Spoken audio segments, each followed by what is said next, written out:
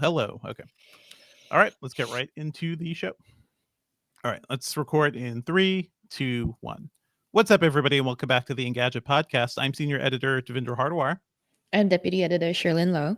This week, it's all about Microsoft. I guess Techtober has officially begun, Cherlynn, even though it feels like Begun. we've been doing Techtober since August, thanks to Samsung and Yes, Google and July everybody. actually, but yes. Yeah, it never freaking ends. But yeah, the wave of tech news, which we used to call Techtober, which is now just tech fall, I guess, the fall of our lives and our productivity.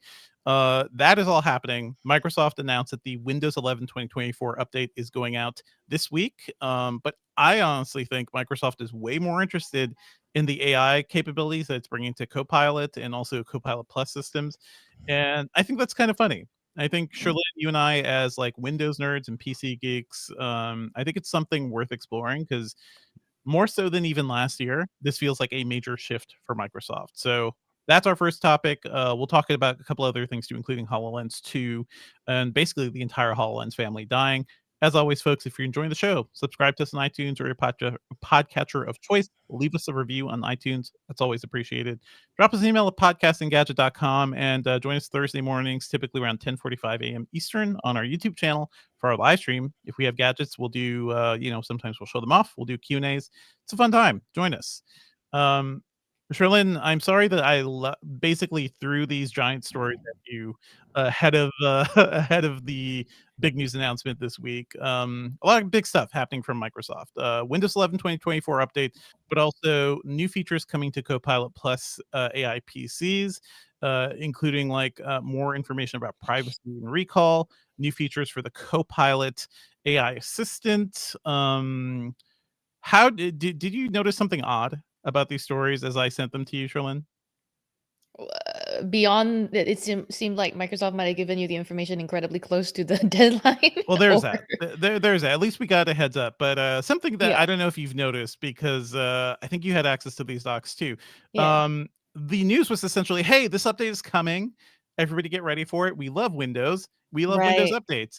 And then the entire document was like, oh, by the way, Copilot Plus AI PCs. That's all we care about. So I I think, got this document that was just like all new features, and then like one yeah. little paragraph at the end. Oh, by the way, Windows 11 update, you get HDR backgrounds, you get all this stuff. Like literally 10 sentences, but the entire like presentation for Microsoft is like, we love Copilot Plus AI PC systems. Did that feel weird to you?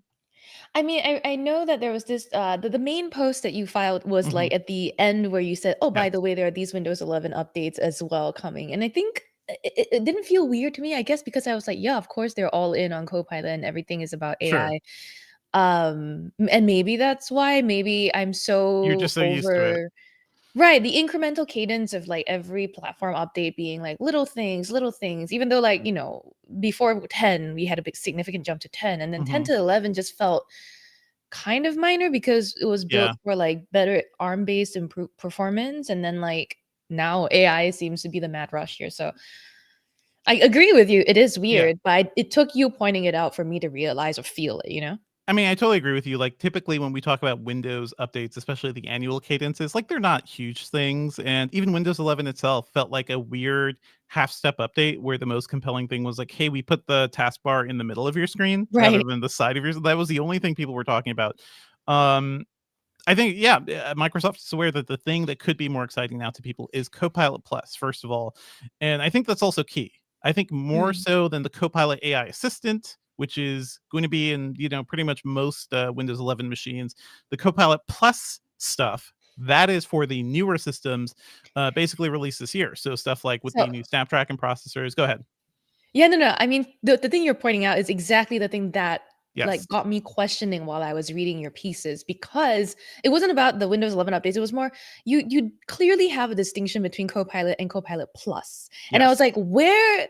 And then I had to like I sussed it out for myself eventually, but I was like, Mhm. oh, so there is Copilot versus Copilot Plus, and there's a bit of a difference here, right? Like what There's is a the total, difference? yeah. So Yeah. when I went to Microsoft's campus in May, right, ahead of Mhm. WWDC and everything.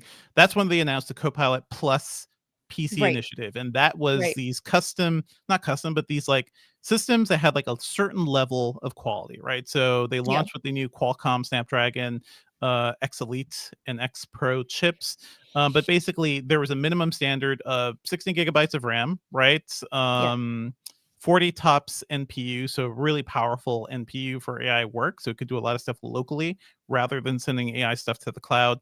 Decent amount of hard drive space too. But that's the thing, it's like a certain level of computing quality, and that's the sort of thing Microsoft had to basically launch as an initiative Mhm. with Qualcomm, AMD, Intel, everybody. Mhm. Whereas when Apple did their big push for ARM based and new chips and everything, they could just be like, well, here's our new thing. We did it Right. all. We did all the work, and developers just have to catch up with us. Yeah. So the Copilot Plus features are things like recall, but also new things that they talked about. There's something called Click to Do, which if Mm. you hold down the Windows button and right click, there will be contextual things you could be doing within that drop down menu. So if you're in the Photos app, I believe Mhm. you can have it like just blur the background, just like remove this object if you click on an object. So that's kind of useful. We're kind of getting a sense of what Microsoft wants to do with like these new NPU powered features. Mhm. In the Photos app, you can also super resolution photos, which is something you Mm. could Mhm. do in like Adobe stuff and Lightroom and other apps. Pixelmator does that on the Mac too, but that's kind of cool if you have a lower resolution photo and the AI basically interpolates a lot of stuff in that image to give you a bigger file that also looks pretty sharp. I've used that in Pixelmator. It's pretty good. Yeah. Uh, yeah, just like a couple improvements down the way. The recall stuff is interesting too, because Microsoft also basically held a call last week to be like, hey, recall privacy. This is actually very important to us, and we're going to be very clear about this. And this follows the whole debacle after the recall launch, or the recall announcement, where everybody was like, there are gaping security holes here. Security researchers found things like where if you were an administrator, or actually, Mm. no, if you were able to hack into a computer, even without admin access, you could get access to the recall database, which is the Yeah. screenshot of everything it's recording that you're doing on your system. So Microsoft had to delay that feature by several months, didn't even release it to testers to really lock that down. So the whole, like, it sounds better now. It Mhm. sounds like they're encrypting the entire database. Recall itself is running in what they're calling it's a specialized database. Let me see here, a VBS enclave. So Oh, sort of yeah. not even just like an encrypted thing, but like a virtual package of like where the program is to, so Mm. hackers can't like directly access it. Windows Hello Biometrics is necessary by default, and also, oh, the feature is not turned on by default. You have to turn it on, and these all came from complaints from everybody. I also asked Microsoft specifically, like, so what did you learn from this whole mistake? Like this whole situation, which is they announced recall and they were like, this is one of the coolest things you can ever do. You can remember anything you've ever done on your computer, was completely mired in controversy.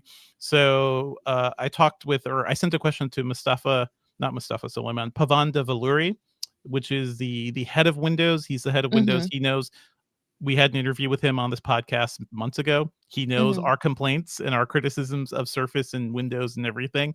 And he basically said that they realize now that users want to have extra confidence with anything involving like their sensitive data, or especially AI things that are recording all their data. Um, and also involves a rethinking of how Mhm. Microsoft and other companies think about security on a Windows system, right? Typically, if you have an administrator account on a Windows computer, the thinking is you could just go in and do anything, right? You could do anything on any other accounts. You are an administrator of that Right. PC. You have really like basically broad privileges. But now, if you're using these AI features, which are sucking in a lot of data and a lot more Mhm. data than Windows PCs used to, maybe there's a good excuse for not giving the administrator full access to that, Mhm. to whatever Mhm. that database is. So there's just things that they're thinking of that they didn't think of before. And that's a shame. But they're saying like that basically this whole fiasco they're taking into consideration. I don't quite know if I trust them yet, but how do you feel Yeah. about their turnaround on this, Sherlyn? I think it took quite long. Yeah. And I realize it's more than just allow people to opt in. There's the holes they had to patch, the access to admin versus like Yep. user Encrypting status everything is and key. Yeah. encryption. It still felt like it took a little long, but I Mhm. mean, it just goes to show how little Microsoft had any forethought, right, about this sort of privacy concern, that like it took public backlash to be like, ah, crap. And that like they Yeah. had to, it felt like a ground up attempt to fix all these issues. And it doesn't bode well for me for any of their future sort of features based around your information. Like I think they are, I tend to think of Microsoft as the most engineer brain of the top three like AI companies out there. They're very engineer brain. They're very like, oh yeah, this is convenient. Oh, it works. Let's ship it. They don't think about what about all these other things? What about people who are using your product that are not engineer brain, that are going to like break it in some consumer way, right? So Hmm. I think it took a while, but I'm glad they're at least considering, and I hope it's a lesson to like be considering these things ahead of time, you know? Yeah. Yeah, most definitely. They're also like, let me see here. I like the security things.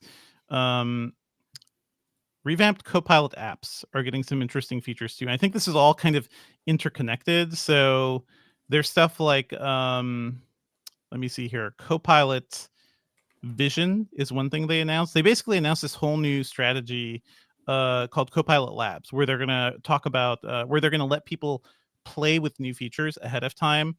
Let me see here. Copilot Vision is one of those, and this is a weird thing. This is like literally the thing we're worried about. It's going to basically see everything you're doing in your web browser, Cherlynn, and be able Yeah.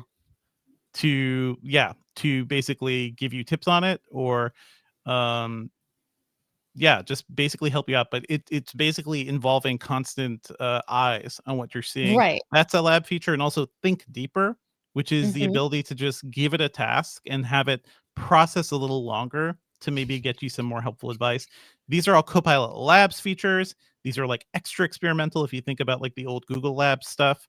Yeah. And right now, only people paying for Copilot Pro subscriptions, so those are the $20 a month thing, only those folks can test it for now.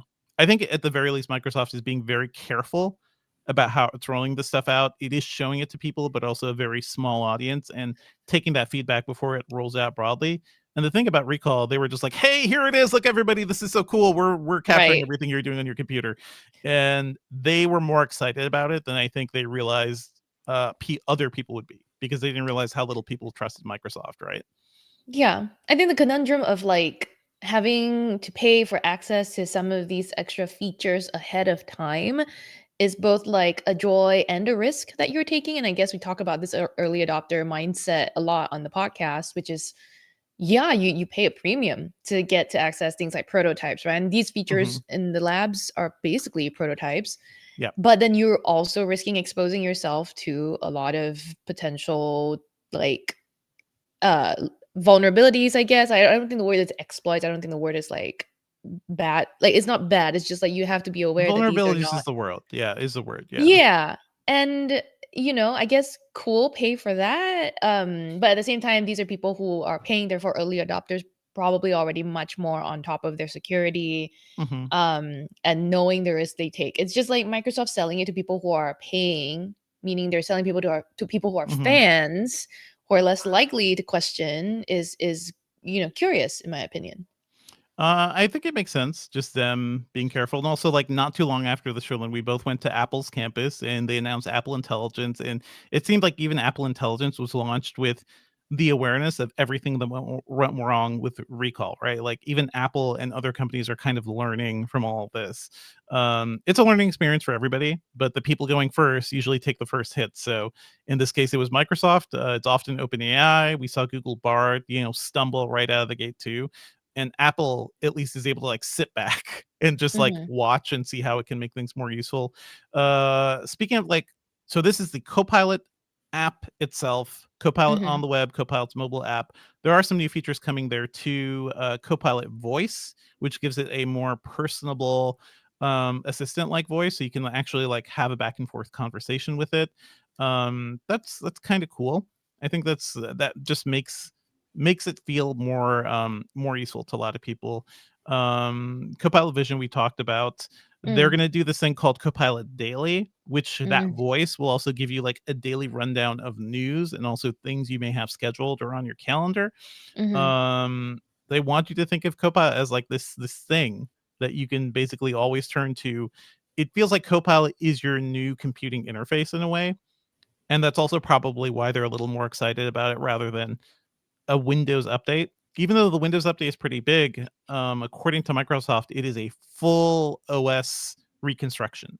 So it is Interesting. not just like a minor step up; it is like a full reinstallation and a full like re-architecture of Windows. Mm. Maybe following along the lines of what they did for the ARM stuff. Background the Copilot AI, the Copilot Plus launch. That version of Windows that went out with the ARM systems is very, very different. They had to rebuild Windows a lot to deal with ARM. So I feel like we're going to see more of that, basically on the Intel and AMD side. Any questions, Cherlynn? Like this is, I see the chat is talking about this too. This is just kind of wild to me because last year, we went to the Microsoft event and it ended up being a surprise event about AI, and we were all very confused. How do you feel about like their standing now around AI and Windows and everything? Yeah, I think you're pointing to the fact that Simon B in the chat asked, Hmm. who is leading in AI, Windows, OpenAI, or Google for the consumers? And I mean, the rest of Windows this is episode, OpenAI at this point. yes. Yeah, The rest of this basically. episode, I think talks sort of about that, right? We're Hmm. getting to some Amazon news later in this episode that was announced this week as well. But what we're seeing, and to your point, Devindra, compared Hmm. to this time last year, or like last year in April or February, I forget. It was being AI. It was like the first time we had to like contend with like consumer facing versions of these features. But now here we are, a year and a half Hmm. after the fact, and every company has pushed out their own version of writing tools, summaries, Hmm. basically ChatGPT. And then we've got other companies doing their own implementations, Copilot. We've got Google stuffing AI into literally anything it makes. We've got Apple with the redesigned Siri, which is still in classic Apple style, not actually here yet, right? Apple Hmm. Intelligence, slow to the party. And Amazon, we'll see in a bit, gave us kind of a teaser at what AI on its own devices will look like, and it's much more of the same. But here's what you said got me to thinking, right? Hmm. You said that it's a the new, basically the new interaction mode is the new interface, right? Well, how people are going to interface. I think I saw this trend when TikTok started becoming more of a thing, like short form Right. videos started becoming more of a thing. And I was like skeptical of it ever really taking off. And yet you see that generations, like for example, that story from The Verge a while ago where kids don't even use directories anymore. They just search in their file explorer for the file they're looking for. I was like, oh crap. I guess yeah, you don't need to They don't organize know your how to, stuff yeah, how anymore. files work. Yeah. I did, and I thought that was the way, and these things are changing. I think we're at the start of maybe Gen Alpha. Whenever they get their first laptop, whenever Hmm. they start using these Google services, are going to be so used to AI that they'll use it in a way that we never thought. And it's disappointing to me because I think it's even more critical thinking or kind of offloading to a computer Hmm. as opposed to having our own brain process. But I could also see human beings finding new, unique, creative ways to interact with AI. So I don't know. Sure. Yeah. It's weird. It is weird. I'm still unsold on the idea of like the AI stuff taking over everything. Like I think Right. at the end of last year, I wrote like Microsoft is really all in on Copilot AI, but doesn't really have a vision for what it is going to be. Now we're kind of seeing more of that, but also at the same time, like the basic Copilot search is not super useful to me. I would rather Right. like I search agree. the internet and get actual results from and go look at those results, rather than have this machine feed information back to me and me not under like it playing a game of telephone and us not knowing if that information is actually accurate, and then I have to go back and check that. Meanwhile, the Mhm. actual Bing search is still as useless as ever, I know. which is funny to me. Like, I use Edge a lot because I use different browsers for work and personal stuff. So I sometimes stumble into Bing search, and it's still like, man, I literally know I wrote this article about this thing. It is at Engadget.com, and Bing just doesn't know it exists. I can like put almost the Yeah. full title of the whole thing there, and Bing can't Yeah. find it. Wait, And yeah. not to like, okay, so Mhm. disclosure, our parent company is Yahoo, which is owned by Apollo, Sure, right? And sure, even sure. on I don't use Yahoo search. yahoo.com, Come on. Yeah. Yahoo, no, I've used Yahoo because I was forced to because of my corporate machines default to Yahoo as a Uh-huh. search engine, sadly. Even Yahoo is like I'll be like Engadget, Mhm. iPhone review or something, and the first result is not Engadget, Yahoo, iPhone review, it's something else. And I'm like, what? Thankfully, because we know the people at Yahoo, we can be like, what is going on? This search is Sure. bombed. And then they're like, oh, let's fix it. So they can fix it. To your point though, like Bing AI, Bing search is pretty useless still. I think we're gonna get to this later in the episode too, but I think Google search is also getting worse and worse. I've seen Oh this yeah, discourse definitely. online for a Mhm, very long time, right? Yeah, with mhm. the ads placements up top, with the shopping modules up top, with the top stories and the discover boxes up top. It used to be helpful. Now it's just getting the actual results further Mhm. down the page, the things that I actually want to do. I don't care what Google wants to put in front of my eyes. I want to go and look into the results myself. Maybe because I was born in the Yeah, 80s, but yeah. like that's where I'm at. This is why, like, I'm not sold, Cherlynn, on this AI-driven future because, like, Google is forcing it at us, Microsoft is. The Google search right now, you will see generative, AI stuff at the top usually, then sponsored topics and other Mhm. ads and stuff, maybe Google Shopping, and then towards the bottom, you get to the results you want. So all these things are making our computing experiences worse, and I wonder, like, Mhm. it's high time for some sort of user revolt on this stuff. Like, we took Yes. one look at recall and we were like, no thank you, not like Yeah. this. And Microsoft had to like scramble back into its cave and fix it. Society took one look at Google Glass and was like, no thank you, that's not going to fly right now. Yeah. We are Mhm. just not ready for this. But also, there are so many problems with this tech. I do think we're going to see a lot more pushback now, personally. I will say, to be contrarian, I will Hmm. point out that in our chat, Lee Woods says they use Gemini Advanced several times a day just to summarize articles. You're hoping that they figure Sure. out a way to integrate Gemini into the Chrome browser. Look, I think summarize is could be one of the easiest, like the best things that AI can do if it's accurate and reliable. And I think for a lot of people who've been trying out the Apple Intelligence stuff on Hmm. betas, they found notification summaries to be quite accurate and Super helpful. helpful. Yeah. Yeah. There are tools that are going to be helpful. We're just going to figure out and weed out, the bad from the good. Yeah. Yeah. I mean, it's all about how we use this information. Like, yeah, notifications. You know what sucks right now in modern life, in modern computing life, is Yeah. Too notifications. many. Too many Too notifications. many. Solve that problem for me. Thank you.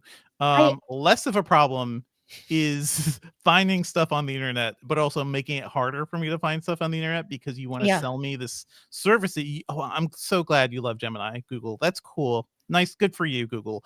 I would just like to use Google. I would just like to use Google search. So Yes. there is a point where it's getting in our way and these companies care more about it than we do. And Yeah. then I think there are companies that are trying to be a little more thoughtful. Apple is doing some of that. Microsoft is getting there with some of the Copilot Mm. Plus AI features, but we shall see. I don't want to sound like an old man shouting at the clouds, but sometimes when things are dumb and I things am. are stupid, I think Yeah. you have to be like, the emperor has no clothes here. Last year at that event, Trillin, I distinctly remember talking to Microsoft executives and being like, how can you have this thing, which is not always accurate, is not always correct? How can it be the basis of like all these new interactions that are going to be a big part of Windows? And they're just like, this is a learning experience. I think I Right. think people will understand if we make mistakes. That's not it's not how computers should work, folks. Like, Yeah. I don't you don't want a calculator to have a learning experience as you're trying to, calculate a critical figure for you. You want it to just like do the specific task. And even Yeah. Microsoft was unaware of that. We shall see how all Yeah. this goes. Kind of related to this, Sherlyn. We also saw the news that Microsoft is killing HoloLens 2 and Yeah. there's no plans for a follow-up device. It's going to be using, I think I heard that they may be going to Anduril's headsets, like they're going to be doing software for that for military uses or something. Huh. But essentially, HoloLens is dead, which is funny to see after literally last week, Facebook was just like, this is the future of augmented reality computing. Here are Orion glasses. We saw Snaps glasses. We saw Exactly. Vision Pro last year. It seems like finally this category is heating up. Right. And Microsoft's response is like, Give it up. okay, no, thank you. No, Now, thank once you. there's We're done. competition, we're out. Sorry. Yeah. I mean, it doesn't help. Remember the HoloLens guy, Alex Kipman, I believe, was booted out of Microsoft for being kind of a dirtbag. Just like Mhm. weird. He was like a weird sexist horny guy who really liked his AR glasses. So that was the story going around. He just did not make that team a really good environment. So if you lose the guy who's like leading that technology, that's one thing. But also if you have Facebook, if you have Meta, who's willing to spend tens of billions of dollars to Right. really get ahead, and Apple, who's clearly thought harder about Vision Pro than I think Microsoft has about HoloLens Mhm. when it comes to making a consumer product, it just seems like Microsoft was here early, but it can't compete. Like, this is such a pocket PC situation for Microsoft. They had some hardware, they had some ideas. This is a web TV moment, but ultimately they just couldn't make it work, and that's a shame. I liked Yeah. HoloLens too. Like, if they were willing to, I think there is space for Microsoft to play here. I didn't. Did you ever try out HoloLens 2, or do you have Yeah. feelings around it, Yeah. Sherlyn? I can't remember if the one I tried was an old one or the Mhm, 2, the second I believe it was the 2nd gen, and it was at, like, an event in Times Square. It was one of those art events, and they were mhm, really trying to sell the potential of HoloLens outside of industrial and workplaces. I mean, I remember when the first few demos of HoloLens were just so interesting, where you could use these hand gestures, you mhm, could, like, collaborate with teammates on this virtual diagram or whatever, and I gotta say, like, in the headset wars, right? I mean, everyone made their own. There was the Mirage, the Quest. I mean, the Quest, obviously, mhm, with Meta having bought them, became kind of the front runner right now, in my opinion, for more consumer friendly devices. Um, but HoloLens did stick around for a while there as something that people used in like factories or yeah, like more commercial industrial uses. places Yeah, and commercial uses. And it definitely had like felt to me for a while that Microsoft won in that category, even if it was very niche. And like you said, the mhm, defense category is somewhere where they can probably make a lot of money out of. But yeah. it's sad to see that just as it's getting, to a point where the race seems to be properly heating up, that like Microsoft's like, no, we're good, thanks. Like, No, no, thank you. Yeah, we're it's a little it seems like you guys are far ahead of us right now, so we're right. just tapping out. I did a demo, if you go Mm. back and read about, I think it was called Microsoft Mesh, which was their, like, Oh virtual yeah. meeting software, and they sent me a HoloLens too, and I sat here in my office, and I had a group call with Microsoft executives and like 10 I other remember this. journalists, and it Yeah. felt like we were all just sitting near each other, even though we were all at our own homes. It was Yeah. like 2021 maybe. So pandemic was still like keeping people away from each other, and it felt good. It felt like it worked. It wasn't super clunky, but the hardware was just too expensive, and Yeah. I don't think they wanted to do the work to like really make that cheaper. They also had the whole like Windows mixed reality stuff for them to try to get Mm. into VR, but that felt like a little too late because Oculus was doing stuff before, HTC Vive was doing stuff before. So Microsoft was too late to VR, too early for AR, and now everybody else is just like trekking ahead. For maybe in 10 years we'll get like the true AR glasses that everybody's dreaming of, and honestly I also feel like we as a society are not ready for those either. But Mhm. yeah, just kind of sad to see. So RIP HoloLens. Maybe they look so cool is the thing. I kind of do want one when they're like $50 being thrown out in a couple of years. I would love a HoloLens just to put on my shelf.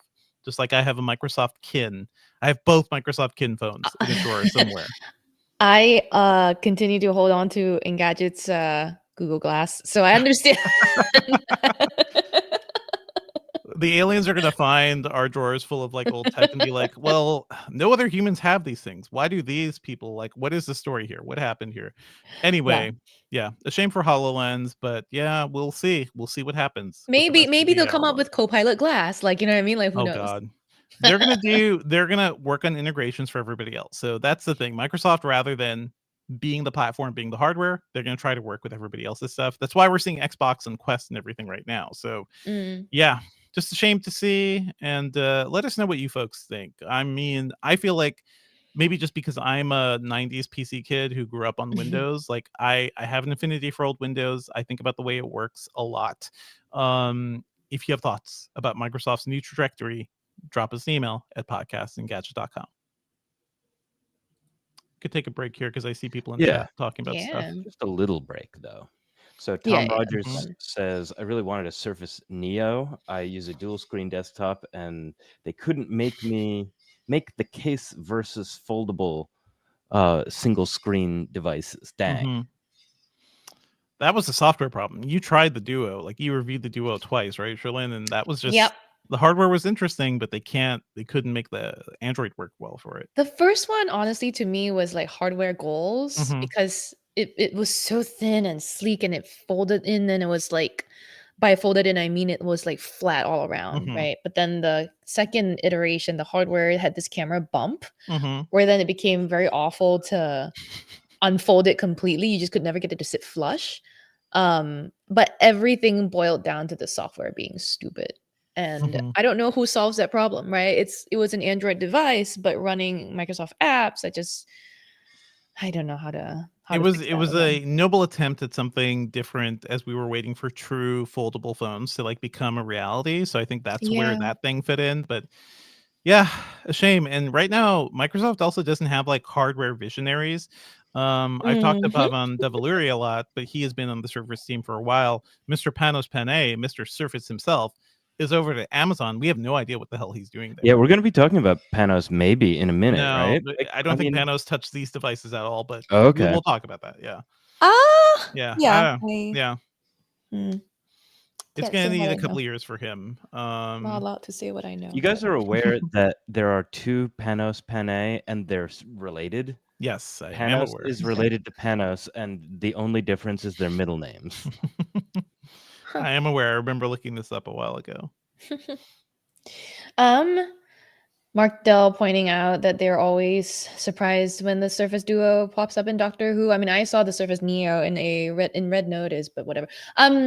Few of Wait, the our viewers Neo? are, yeah, the Neo was in a Ryan Reynolds movie called Red Notice with Gal Gadot, and Really?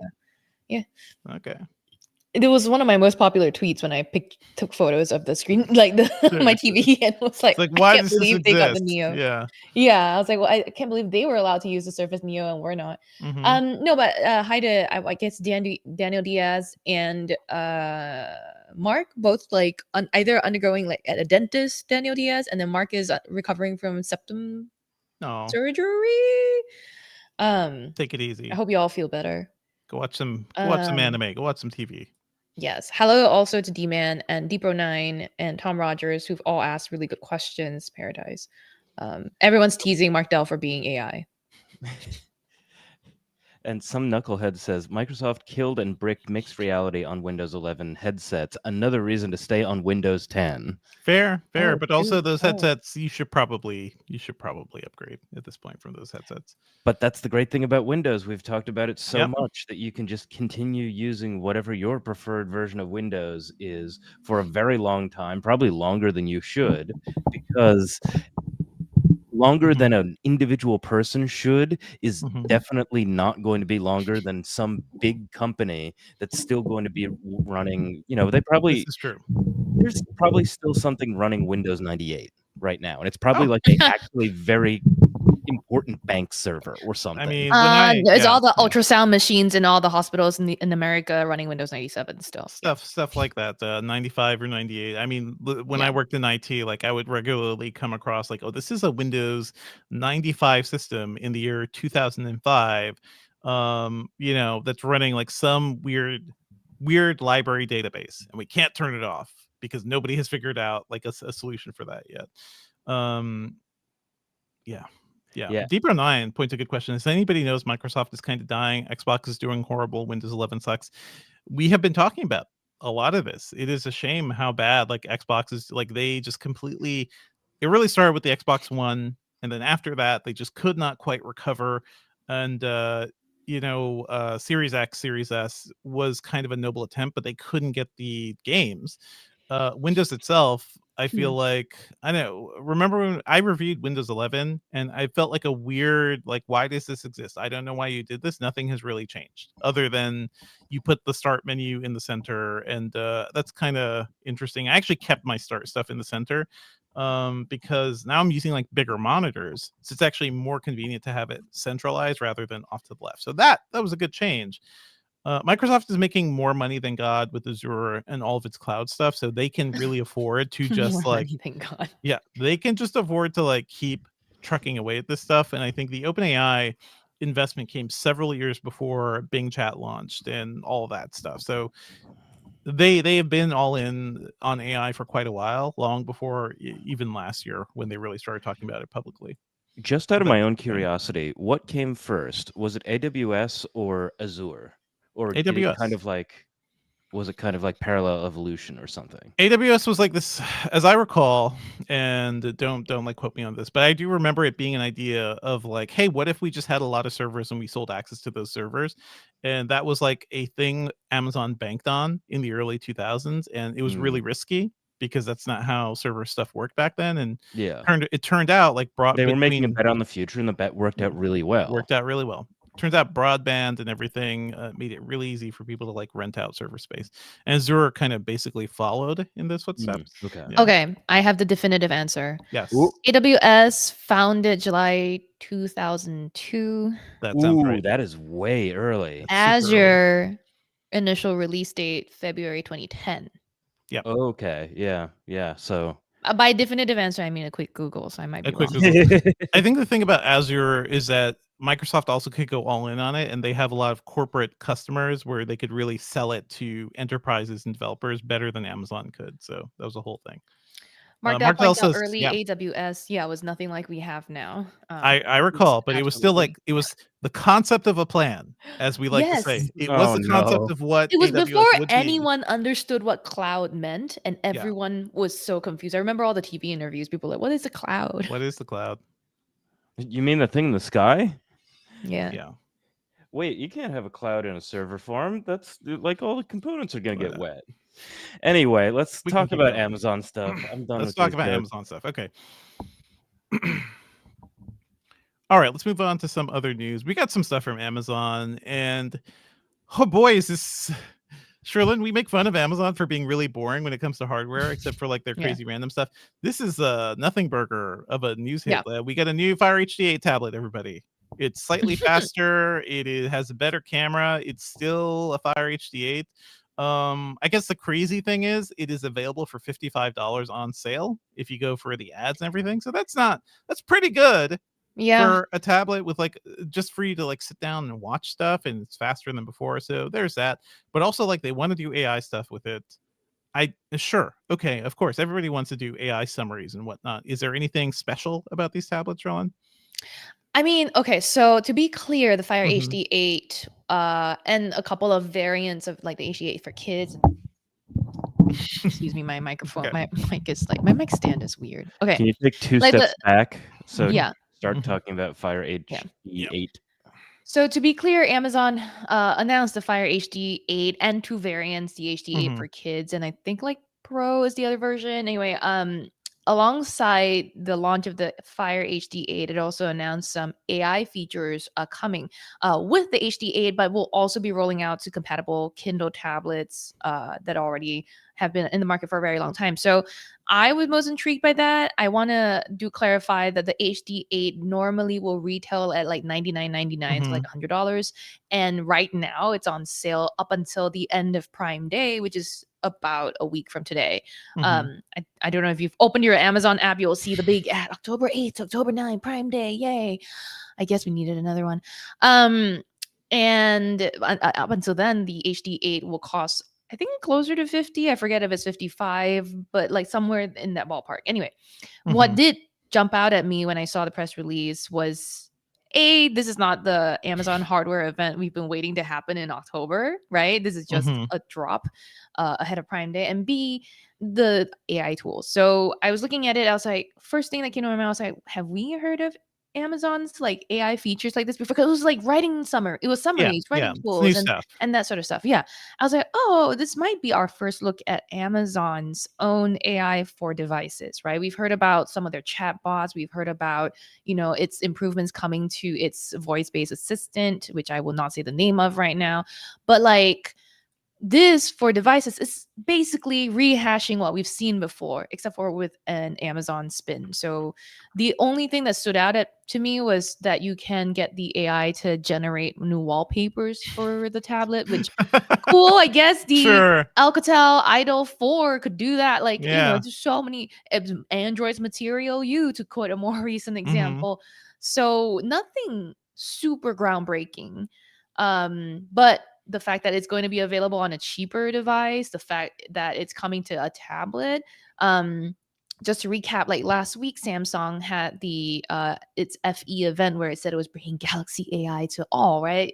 Samsung hammered home the point that with its new Galaxy Tab S10 series, that now you've got Galaxy AI on a phone, a tablet, and a watch. Like it's quote bringing its AI to all, I guess, form factors. And the Tab S10 starts at, I want to say 650, maybe 700. So Yeah. it's coming to a different form factor, but it's not necessarily super accessible. And so now, if you want to get a cheap little tablet for your kids for $50, you can get one that has AI. Or if your existing Fire tablet, I have a list of what's compatible. If you want to upgrade that software, you can also get access to Amazon's AI tools, which are basically like every other ChatGPT clone we've seen in the last year and a half. And that just brings me back to the point we were making earlier in this episode, that it's becoming more and more prevalent. We don't know how people are going to use it, but now that more people are going to be able to use it, and kids ostensibly using a lot of Fire HD tablets, we're going to start seeing people mass adopt these, I guess. I don't know. That's where I'm at with that. Yeah. I mean, it's compelling because these are such cheap tablets. I don't know about the like base model. You're giving up a lot by staring at those Amazon ads, folks, but it's hard to deny the usefulness of a $55 8-inch tablet. The kid stuff is cool because they keep saying, first of all, there's ad-free content, there are parental controls. Amazon says that they will still replace those tablets if they break, which is like the number one nightmare for a parent. It's that tablets are just like giant screens with Yeah. glass, and they will be destroyed by your kids. The kids version of the Fire HD puts them in like a nice protective case. They have this guarantee from Amazon, so you feel a little better about it. I still have not done this for my kids. Like I basically buy iPads on sale. I buy old iPads on sale, and that's really what we've used as a family. So my son is using an iPad from like 2017 with a cracked screen, but that's what he uses like in the car if he needs to watch a video or something. My daughter has a 10-inch, one of the more recent 10-inch iPads. But she wants to play Minecraft. She wants to play like games from Apple Arcade. And you're very limited in what you get in a Fire tablet. These are slower machines. They have a limited library of games. They can't access all the apps that Android tablets can too, because the Google stuff is not included. So just be aware of what you're losing with a cheap tablet. That's all. Yeah, and that's why they're good for, I guess, kids. But to DPro9's point in the chat, this is e-waste right out the gate. Thanks, Amazon. Kind of. No, you're not wrong. I can't argue. It's a digital catalog for buying stuff on Amazon, also for watching stuff on Amazon Prime. That's really what they want you to be doing. And then, oh, by the way, it can also do Netflix. It can also do these other things, but they care about their own stuff.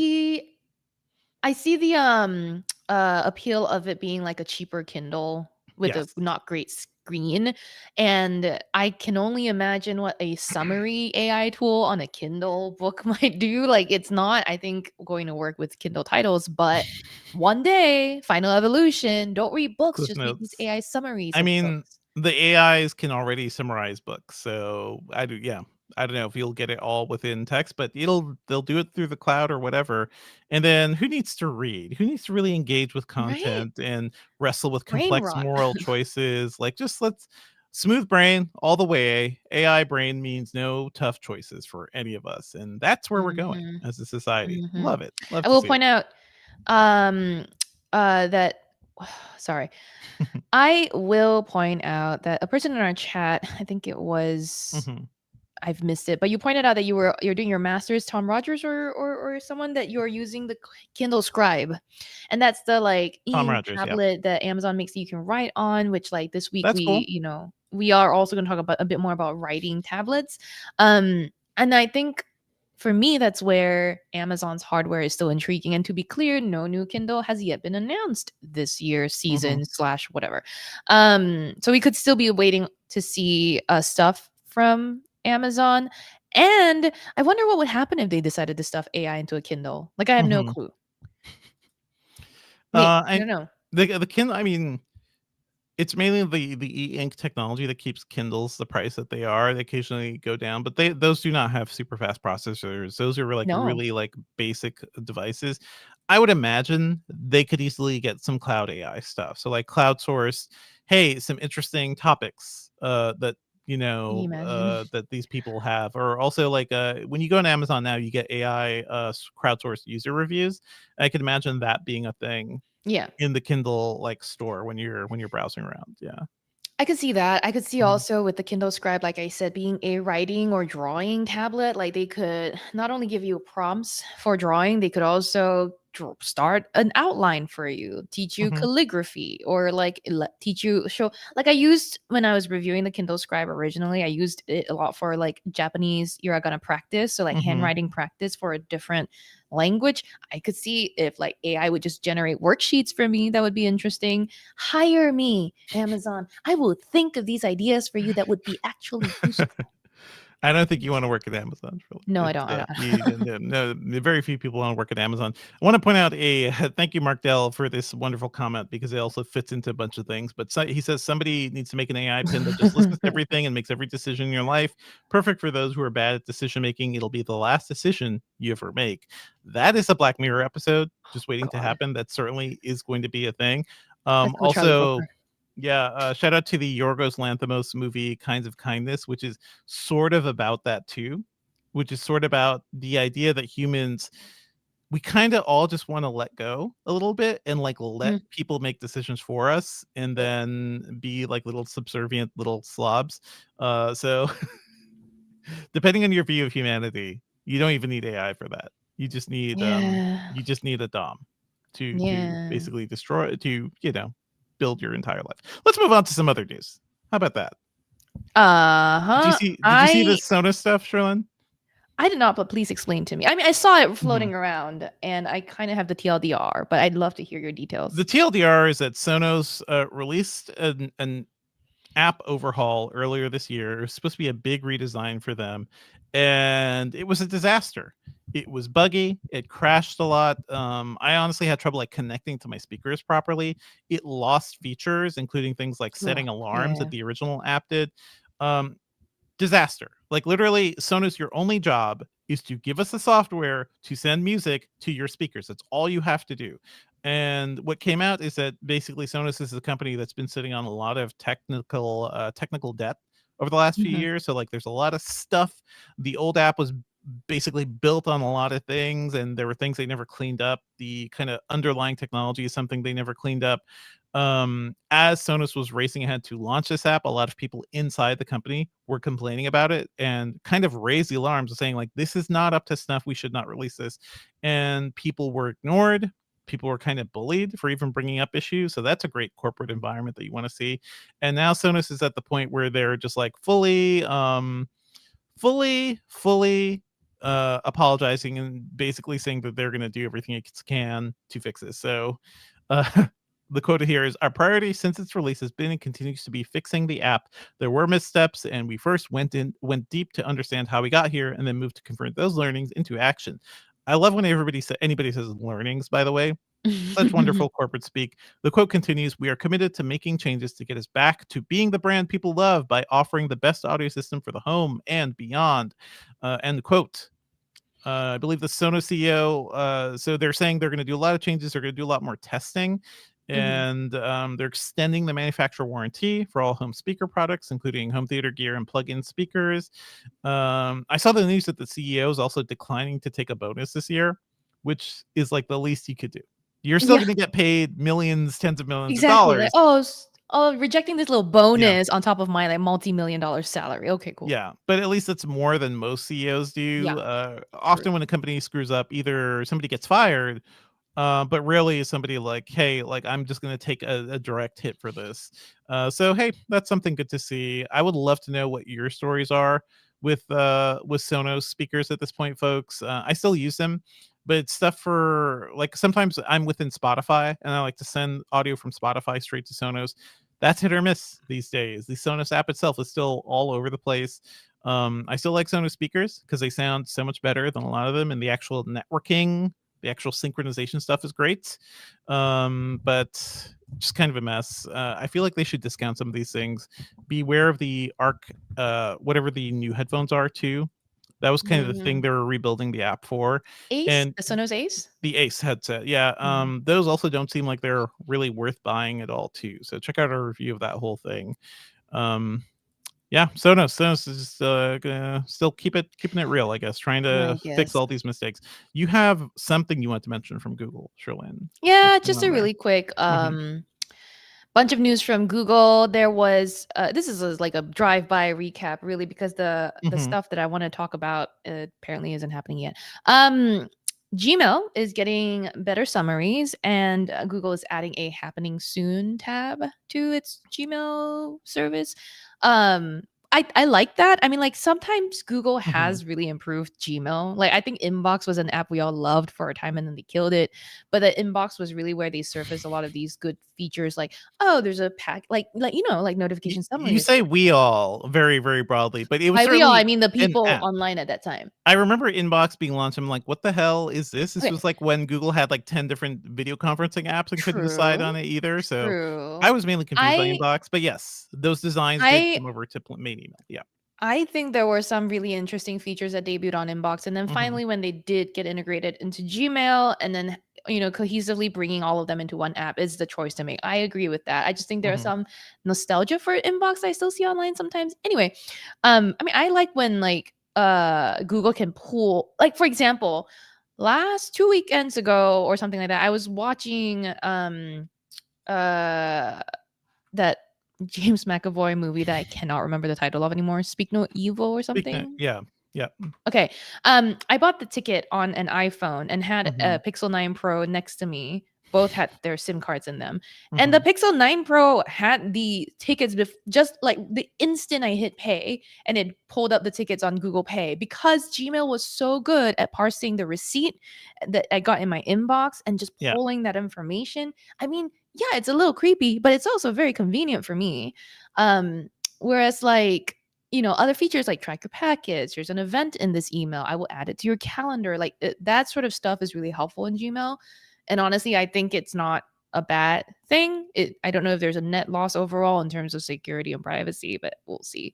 So anyway, Google also updated its Chromebook Plus Hmm. slate of products this week. Go to Engadget.com for all the details. Nate covered it for us. But yeah, I mean, as we continue to see all the big companies fight it out over AI, it's nice to, I guess see what else is being put out there. Gotcha. Gotcha. That's something. I mean, it's also, I guess we're still waiting for like, are we maybe waiting for like a Google hardware event again? I No, feel thank like God. I hope to nothing. God no. I hope If not. they But did, I would be very upset. I mean, looking forward, we are waiting for possibly an iPad event / MacBook event from Yes. Apple, something We're more still from waiting on Amazon. exactly. We're still Hmm. waiting on Amazon. Yeah. It's a whole bunch of that. There was a cool story. Did you see this one, Sherlyn, about a pair of students put facial recognition technology onto Meta's smart glasses, Mhm. basically to instantly dox strangers. They're not going to be releasing this code. This is more of like a project they did to prove what is possible in things Mhm. that basically are kind of trivial to add to something like smart glasses. Did you see the story? Did you have any I immediate thoughts? I saw the headline, but what you're Hmm. describing sounds a lot like that Black Mirror contact lens situation, Hmm. right? Where you like scan people, face recognition, and immediately pull up their like profile Hmm. info, their social network. And it's not just Black Mirror, right? There's a lot of science fiction movies have done that. Hmm. But yeah, that's what it sounds like they're doing. I don't know if I'm mistaken. Hmm.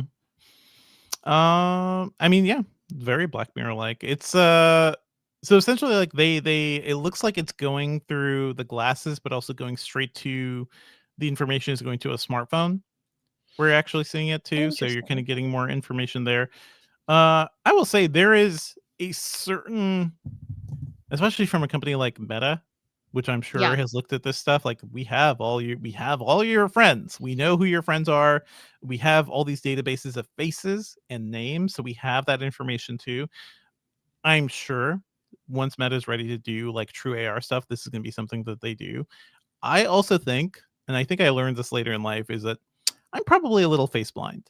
I used to think I was just bad at like Mhm. remembering Mhm. people, but I personally think like, oh, I genuinely have a problem like deconstructing a face unless you're somebody with like really distinctive hair or something like, or like a really distinctive face. Things just kind of blur together for me. Yeah. So just professionally, I could see it Mhm. being kind of useful, or socially, I guess. So So I see like the uses, but yeah. Like that scene in Devil Wears Prada where like Anne Hathaway and Emily Blunt are instructing Oh Meryl God. Streep on Oh who's walking God. out to her. That's your Yeah. like nightmare. Oh God. Which is which? Yeah, but then like with the glasses, you never have to worry, maybe. But like again, AI has to be like reliable. What if it recognizes? What if AI is also face blind and it's like this is the governor or of I guess I don't know Minnesota, and it's I think actually someone that I can already see. know to distrust my brain when it comes to faces. So now it's just like, Yeah, okay, you're just helping. Maybe I distrust you a little bit too, but you are probably better than me at some of yeah. this stuff. However, to be Mhm. clear, it's not as if Emily Blunt was all that reliable in the movie as well. And Anita Anne Hathaway the update pack to help her. This So is true. we, That's a great movie. yeah, I it's saw such that a in great movie. theaters. It's a great movie. Yeah. Anyway, this is a story from 404 Media. So yeah, check them out at 404media.co. Love their work and love that they picked this whole thing up. Also love to see like students doing this sort of work because this is what you want to see people doing. Like not being like, I can't wait till I get a job at Google or Meta or wherever, but also taking this technology and like pushing it to its limits and like showing what is possible and what could be dangerous about it too. So this is super cool. Totally dig that. Did you have Mm, any thoughts, Sherlyn? Because I know you want to talk about this before, but Reddit's policy changes to make site-wide protests nearly impossible. We saw this story float up too. Kind of interesting there. Maybe a yeah. little disappointing from Reddit. Yeah. I am a chronic Reddit doom scroller. When I So am not, I am as well. Yeah. yeah, Yeah. when I'm not playing Match Factory, I am trying to rot my brain by doom scrolling Reddit. And I know that Reddit has had a lot of issues recently too. That's got a lot of us up in arms. There was like Mhm. that what is it called? Boycott. Thank you. Yes. There was a boycott last year or earlier this year. Time is a blur, but there was a boycott earlier because Reddit was being just awful. And but now today, this week, I guess on Monday, it made it harder to site-wide protest. Hmm. Basically, it's changed its rules so that moderators of subreddits need admin approval to switch it from public to private. It is That's one of the rules that's being changed and is being interpreted as a way to kind of curb subreddits from protesting and Hmm. have being able to do so all at once. Multiple subreddits cannot all go private at once without Reddit admin approval. Hmm. It is very strange. It feels as if like this was related to the protests from last year because a post on subreddit r mod news written by the VP of community said the ability to instantly change community type settings has been used to break the platform and violate our rules in the past, right? So it seems as if this could be one of the reasons. It's Yeah, if just only, yeah. I mean, Reddit, a site which is full of content that is created by the company Reddit, yeah. right? Fully Yeah. editorialized content from Edit. No, Reddit is a company that exists because people love to like just post their own stuff. You Yes. exist because of the users. So now they're afraid of the users. Basically, this is what this is showing once again.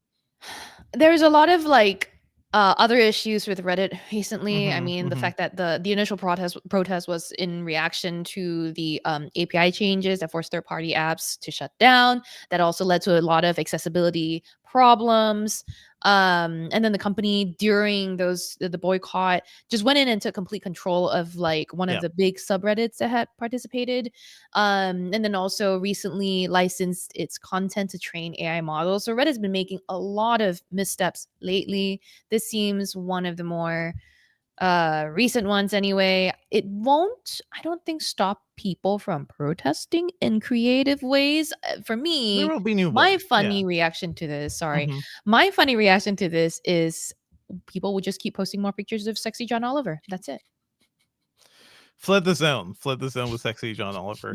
I've also started like doom scrolling Reddit, Sherlyn, because sometimes it's like, or Twitter is Well, terrible, yeah. especially when like it gets like, I still see like random right wing ads on Twitter, but it's also that's where my friends are, so that's why I can never Yeah. fully leave Twitter. Blue Sky is kind of up its own butt sometimes Yeah. with some of those users. And Mastodon is fine, but it's just the tech nerds. Like I don't have as like engaging conversations there. Yeah. So sometimes you just want to like the internet as it was, somebody asking, "Am I the asshole?" Um, Yep. like Am I that's overreacting? There's am so I many. Yeah. overreacting? It's like okay, that's addictive stuff, but it's all user generated content, and that is the danger. Reddit when you build your entire company on contributions from your users. So Yeah. at And a certain point, yeah. just a quick note too that I don't Mhm. actually think a lot of the advice given on Reddit is good. Like some of them like Yeah. default to run, and I'm like, Right. what are you reading 2 paragraphs and deciding that this Yeah. person's entire life is boiled down to one word? Like stop. But Mhm. Reddit is also a very fun place. Like I enjoy a lot of the inside jokes. Some of them get a little overused and stale, but it is a very fun place to It is a be. thing. And also we've talked about how Reddit has basically sort of like taken over parts of the internet where rather than Googling questions, often like people just search in Reddit to learn how to fix something. Yes, Often exactly. when I'm Googling things, like I end up going back to Reddit threads because that's what Google Yes. indexes. So Because it's Reddit, multiple people with different expertise going in and giving you yeah. the answer on something. And maybe one answer is wrong, but some other answer below is probably correct, We right? should Like talk it's more about Reddit at some point. we Yeah. really could. I love We Reddit. really should. All right, let's move on to some stories from around Engadget. And speaking of writing on e-paper, Mr. Daniel Cooper wrote about the Yes. remarkable Paper Pro. He's writing about it's a color e-ink tablet that you can write on. It seems Hell yeah. super cool. And he scored it at 90. So that's Yeah. pretty high. Yeah. The only thing is this thing is super expensive. So I think that's Mhm. the main problem here. Yeah. But the actual tech, like color e-ink, is something I feel like we've been waiting for a long Mhm. time. Price, let me hear, is $579 with a standard marker, $629 if you want the marker plus, and you can add a case for $89 and a leather one for $179. So this is a very expensive e-ink tablet. Are you compelled by this, Sherlyn? That was the first thing I told Dan after I Mm-hmm. finished editing his review. I was like, I want to buy one of these and Mm-hmm. I might have to save up for it. Yeah, 570. I am a Kindle Scribe user. I pick it up once a month to jot down my thoughts. Do I think once a month of scribbles is worth 570 as a starting price? I Mm-hmm. don't know, but it is cool as hell. And it's this one of the pitches and one of the reasons we gave it a high score is that it is a distraction-free writing tablet, Mm-hmm. right? It's like again, like the e-ink tablets, like the Remarkable, like the Kindle Scribe, like books, I guess, is another competitor. You don't have that. It's not as easy to just go over to Reddit, right? In a minute, as it would be on a regular tablet. So that's appealing. I Mm-hmm. think Dan was a little nervous about giving such a high score because it's not a tablet. It's limited in functionality. But in its category, I think Dan firmly believes this is the best. And for me, it's like a 90 means it is the best in its category. It doesn't I mean can that firmly also see Dan, lovely, funny British man, just really, really quaking in his boots about this course. Like, oh man, am I showing too much emotion I'll here? tell you the Is other. this too effusive for me? I will say he was wavering between 89 and 90, and I was I like, know. look, the only difference here is that like we give it a different color award. It's fine. Yeah, yeah. But I'm glad Dan likes it. I've looked at the Remarkable stuff for a long time. Does this one Yeah, me also too. require a subscription? Because that was like a sticking point for me before. So, Dan doesn't mention the Okay. subscription in his review, and that Okay. is a good point. He does mention that the software has been meticulously fine-tuned Yeah. to make it easy to sync, which was my problem with the Kindle Scribe. I will Mm-hmm. point out that Amazon has done a lot of good hard work to improve some of its syncing over the year or months, years since I reviewed the Kindle Scribe, so that like you can now, sync your notes across your Amazon app toting devices. But it's editing them is still tricky. I don't know. It's not an easy space to be in, let's say. Yeah. Oh, I see. So the subscription is required for cloud syncing, and honestly, that is like a requirement for me. If I have something like this, like I Yeah, want to be able to access my digital notes anywhere. So anywhere, exactly. put that into the price too. But I've been intrigued by the Remarkables for so long, and this one is just Mhm. like the dream of color e-ink. We're almost there. It's super expensive, but it does exist. So It is so cool. that's super cool. Yeah, maybe we'll all get to like play with it at some point. Also want to shout out Mr. Tim Stevens has Mhm. written a test drive for us of the Polestar 3. They're a long-awaited SUV. They're sort of like it's a compact SUV, but it's like a flagship one for Polestar. I'm sort of intrigued by this too because Polestar is sort of like a sister brand to Volvo, and I'm Yeah. into like what all the Volvos are right now. Tim also did the Volvo EX90 Mhm. video for us a couple of weeks ago or months ago. That's Months, also yeah. worth checking out. But this one looks really cool. If you want Mhm. a premium luxury electric, have you driven an electric car yet, Shalyn? Because I know you're in the process of learning how to drive. Not an electric. I've driven plenty of gas cars. Electric feels I feel not. like we got to record that video of just you Yeah, like that will having happen. that experience of the instant Yeah. torque, and it feels real different. Things can go bad Yeah. really quickly with an electric car. Yeah. Uh, we shall see. We got to get Cherlynn on video. That should be a video series at Engadget. That That'll be might cool. be. Yeah. It can happen anytime. All right, let's move on to what we're working on. I reviewed the Asus Zenbook S14, the new one with Intel's Lunar Lake AI chip. Mm-hmm. Really liked it. It's a Mm-hmm. nice laptop. I wish we had more access to the Copilot Plus features. That update is not fully out yet, so I can't Mm. test recall. I can't test all those Jesus. things. But this is Oy. sort of Yeah. Copilot ready. It is a nice piece of hardware. They're using like Yeah. a weird ceramic metallic top too at the top of the lid, which I think feels good, looks unique, and yeah, just really dig it. So pretty solid, ultra portable. We're gonna have a whole slate of like really decent laptops coming soon. So looking forward to that. Anything you want to shout out, Cherlynn? We just continue to plan and Planning. for upcoming events and reviews.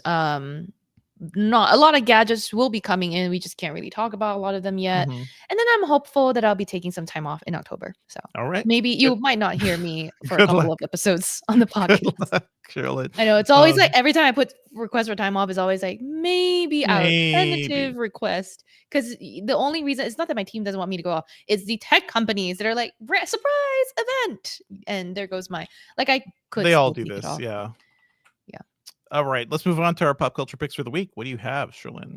So mine's not so much a pop culture pick as a just like general life tip. And not Okay. anything that should surprise anyone. So I've been spending a lot of time watching YouTube more than anything. So I think I Mhm. sort of already talked about this the last time I was on, that I canceled Hulu just because it was getting way too expensive. And I Mhm. also already have Disney Plus.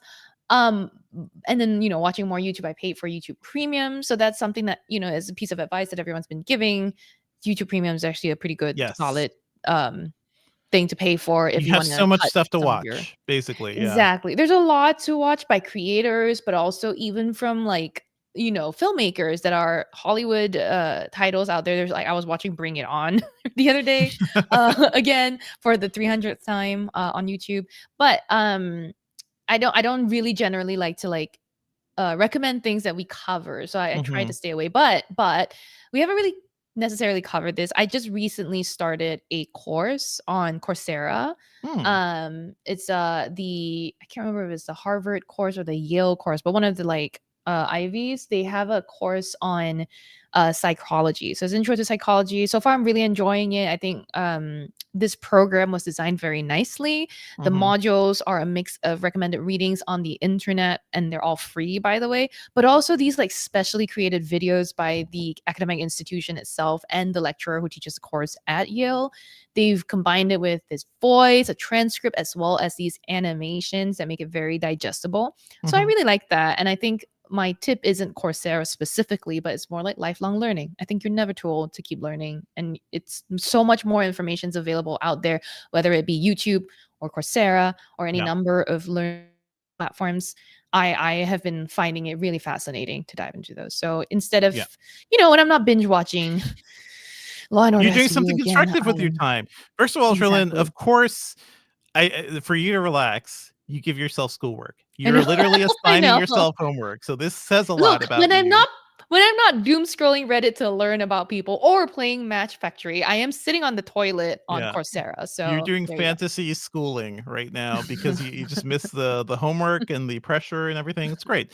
But I agree. You never stop learning. Yeah. I watch a lot of documentaries on YouTube. I've just been Yep. like consuming stuff over Audible more now too. So like I Mhm. found like nonfiction books are work really well for me over Audible. So that's been a good way to digest a lot of that stuff. I'm glad you're digging this, Sherlyn. I'm glad it's been helpful Yeah. for you. But yeah, I cannot get over. Of course, this is how Sherlyn is unwinding. She's just giving herself more work. It's Overachiever hilarious. vibes, yes. Overachiever vibes, totally. Speaking of overachievers, I feel like you should go to the theater, Sherlyn, and check out Megalopolis, which is Yeah, I have the been wanting to, yeah. because this movie is it is a spectacular disaster of a film, but it's also like a very singular, weird type of thing.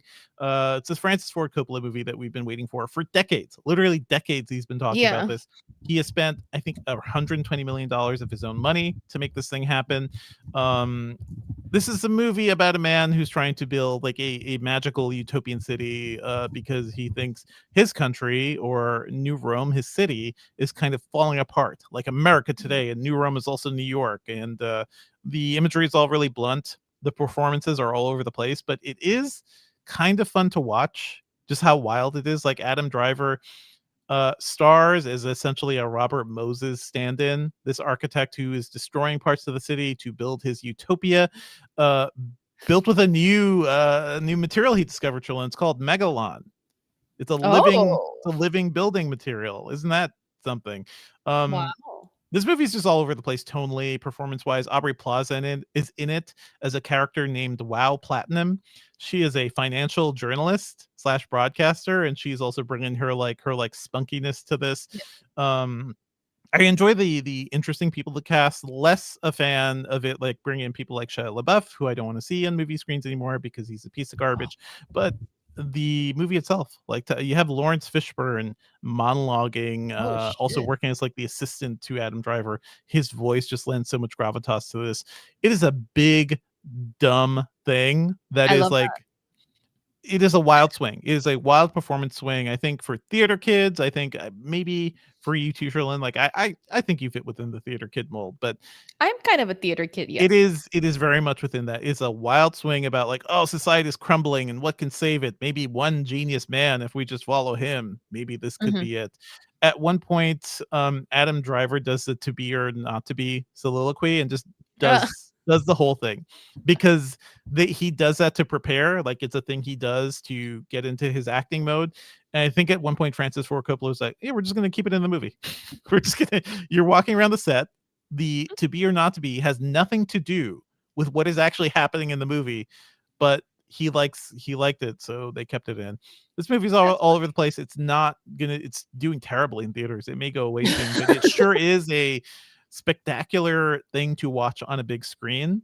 yeah. And yeah, talk about overachievers like Mr. Francis Ford Coppola, who, was tasked to do The Godfather at the age of 29. He was a really young man when he started working on that movie, to make some of the best movies ever made, and then to basically have a really weird late stage career where he is continually trying to reinvent cinema.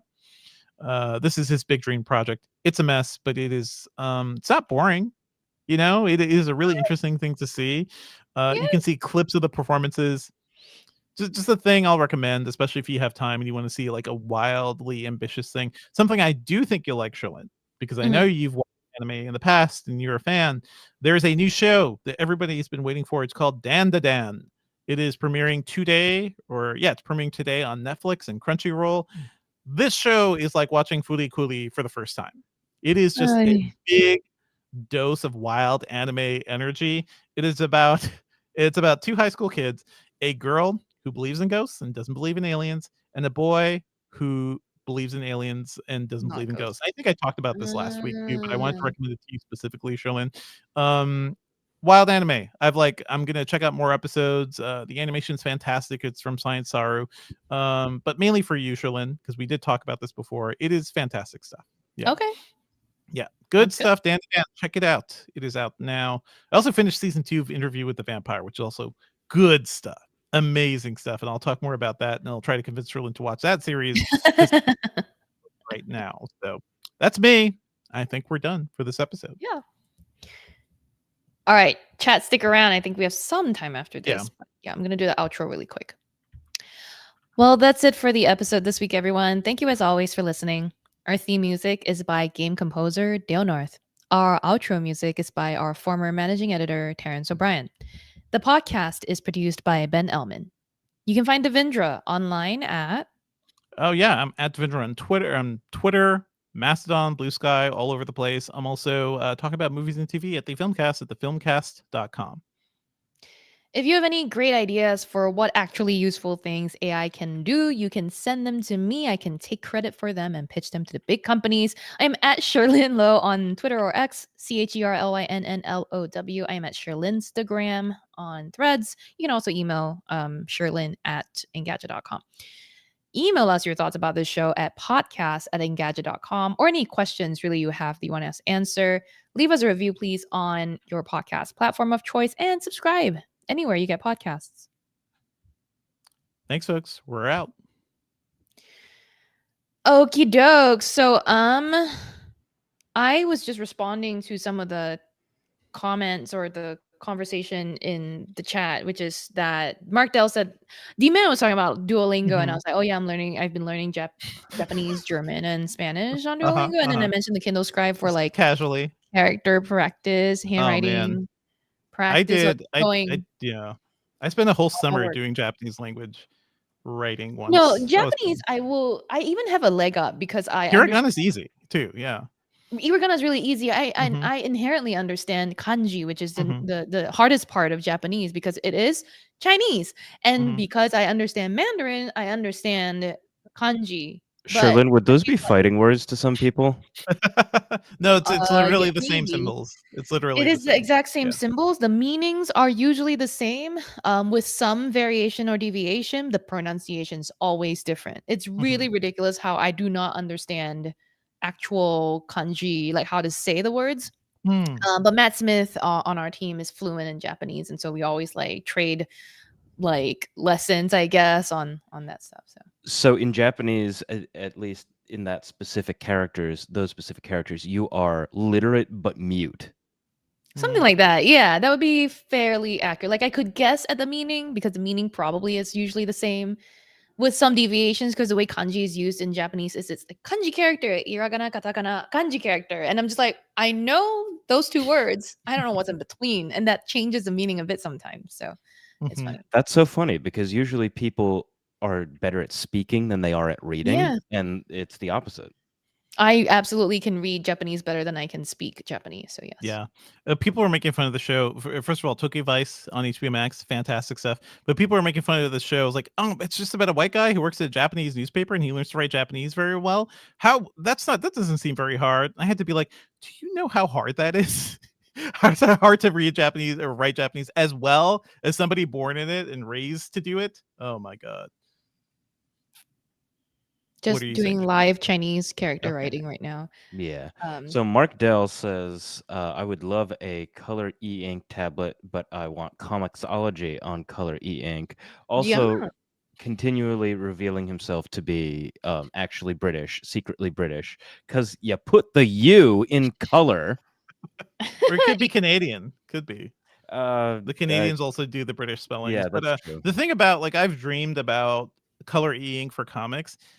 It won't look as good as like an iPad Pro or even like an iPad Air. Like, unfortunately, like, because you will get really just like really unsaturated color on e-ink. Even right now, it's not super brilliant. It's almost like newspaper color. Yeah. I'm And doing then like live sketches of people's names, Okay. specifically just names, because I cannot sketch people, but I love watching. Well, I don't love watching. There's those caricature artists in Yeah. on Instagram that I watch all yeah. the Mhm. time. So D-Man says the new Polestar was nice, but whenever I talk to a Rivian owner, they rave about it. The R1T Yeah. or R1S, they love Sure. it. Yeah, probably trying to convince themselves too, but it seems really good. I Yes. am quickly becoming convinced that if I have a windfall somehow and also a need for a car because I live in like the middle of a big city, that Rivian is really quickly coming up to being like the sort of thing that I would want. It's a terrible city Especially car, is the thing. The current ones are in what terrible city way? cars. They're huge. It wouldn't fit my garage, Ben. If a Mm. car doesn't fit in my They are garage, really it's huge, I got to not. say. I've It's been too in big for a city. yeah. I Yeah. see them on the street sometimes, and I'm always like, "Oh, I know that's a Rivian because of the shape of the Because headlights." the But cool that's headlights. basically it. I You don't do really not want to think. parallel park a Rivian. I had to do Okay, that a couple of times. Like, ooh, I have ooh. seen some of the Rivian pickups. I forget the Yeah. specific model name There's of that R1T for one. truck and Oh, R1S for SUV. oh, truck. Okay. Yes. I've been in So the yes, SUV and it's huge. Yeah. I've seen some R1Ts, and yeah, they're big. But now recently, there's a dang Cybertruck that Yeah, it's huger. apparently is like lives in my We neighborhood because I oh see it god. just pop up, and that is way bigger. It Yeah. feels Yeah. just I bigger and went scarier. I went grocery shopping with my friend Alex Kranz this weekend, and it was raining, and we walked out to the parking lot. We saw a Cybertruck in there, and honestly, the people loading up the Cybertruck, I was kind of envious because they basically had a shit ton of room on the Yeah. bed, but it was covered up like a normal trunk, and that to me was the only appeal of the Cybertruck, and it was always the fact that you had a truck bed Mhm. that's covered. That's I it. mean, if you have a decently sized car and you raise the trunk, like you are also protected from the rain. So Also it's that, the yeah. same deal, and you have a decent sized trunk. So Ben, you should look at the Rivian R2 and R3, which we reviewed. The R3, Yes. that is a cute little sucker. Like Yep. they are Yep. making Yep. I was just smaller looking EVs up. soon. Yeah, That I was thing's just very looking cute. up like which one looks a little Yeah. smaller, and it's the R3. The R3 is a cutie pie. It's adorable. Yeah, it seems really appealing. Yeah. Yeah. Let me see here. If you were looking, well, we will all definitely talk, but small EVs are kind of the way right now, and there are some great lease deals on the Kias and the Hyundais. The Kia EV6 is a wonderful small little SUV, or more practically a hatchback. Also, the Volvo EX30 and 40, I believe, are really nice small cars. You've Mark got Dell options, said Ben. Ben seems like a Cybertruck dude. XD. Mark, take that back. Take it back. I wanna point out that Papa Doug, who retired from lurking, to point out Cybertruck is fugly AF. So It is fugly AF. I wanna like throw something at it every time I pass one in the street. Which, okay, if you want to say that like Elon Musk is still like a marketing genius or something, look at how much we've talked about the Cybertruck. Like, Yeah. they took a poorly rendered PS2 car, One of his from son's some drawings futuristic of what video a truck game. could be. Yeah, like X-Ash AE12's drawings of a car. What is it? The Homer? The It's car the that Homer. Homer It is the Simpson Homer. Yeah. designed, and we've spent like another 3 to 5 minutes talking about it. So okay, you win, whatever. You made a thing. Good job. Yeah. I just want to point out that Gonzalo Costa brought up a really good point that American cars tend to be really huge. We talked about like the height of SUVs and Mhm. trucks in America before, how that can be so dangerous. Mhm. And then Mark Dell wants to get a Kuber truck. I don't know what you're talking about. Kuber truck, bad typo there. Wrapped in a wood wrap, which actually intriguing. A Cybertruck in a maybe- wood wrap would be hilarious. I mean, DPro9 is talking about how the Cybertruck is all over Florida. That's not so surprising, especially if you live anywhere near Miami. And they said that they're wrapping them in colorful cyberpunk colors like neon pink and neon orange, which again Totally makes makes so sense. much Miami sense. It is a shame, except that thing seems terrible at dealing with humidity and dealing with water. So I see people having trouble fording like really small streams with the Cybertruck. Meanwhile, there's this news story going around about a Rivian R1S that was completely submerged in one of the floods, I think in North Carolina. And the owner was like, "My car is dead." He gets in, it's totally fine.